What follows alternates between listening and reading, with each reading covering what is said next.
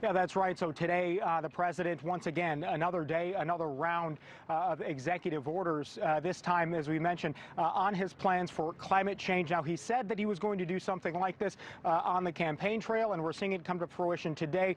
Pages and pages of new directives, and it is getting some pushback now from the other side of the aisle. With the stroke of a pen, President Biden elevated climate change as a national priority. In my view, we've already waited too long to deal with this climate crisis. We can't wait any longer.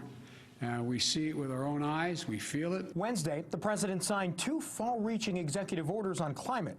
Among dozens of actions, the orders prioritize climate as national security and foreign policy issues, ban new oil and gas leases on federal land, and mandate all federal agencies to buy clean or zero-emission vehicles made in America. We're dealing with this existential threat to the planet, and increasing our economic growth and prosperity are one and the same.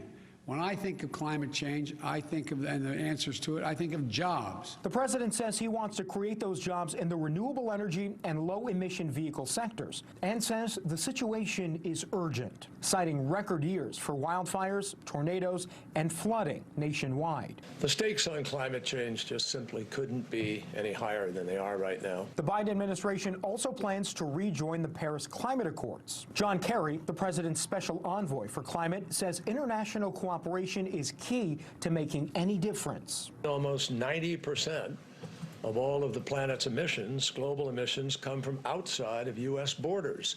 We could go to zero tomorrow, and the problem isn't solved. But for lawmakers from states where coal, oil, and natural gas are economic drivers, Biden's executive orders are concerning. Yeah, Keystone, we just have a disagreement there. Democratic Senator Joe Manchin from the coal-producing state of West Virginia opposes some of Biden's new plans, like ending construction on the Keystone pipeline, which would have brought oil from Canada into the U.S. I know that product's still coming to the United States.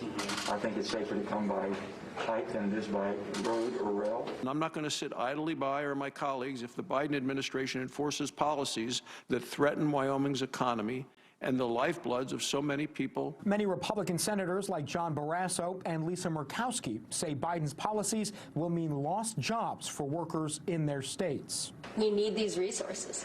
We need these resources. We need the jobs that come with them and the economic strength that comes with production. Despite her concerns, Murkowski said she does support clean energy sources and expressed optimism about plans to develop new technologies and jobs around them.